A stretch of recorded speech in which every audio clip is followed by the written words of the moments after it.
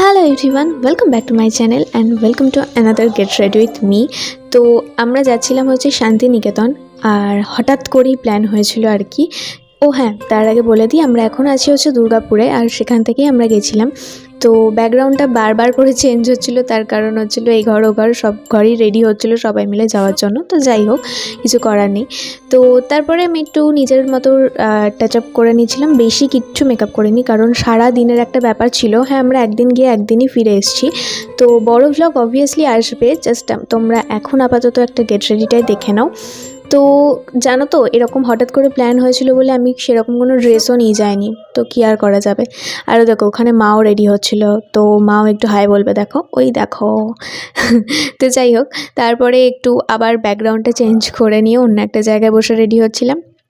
তো final look কিছুটা এরকম ছিল। তো আজকের মতো এইটুকু, দেখা হচ্ছে নেক্সট ভিডিও, বাই।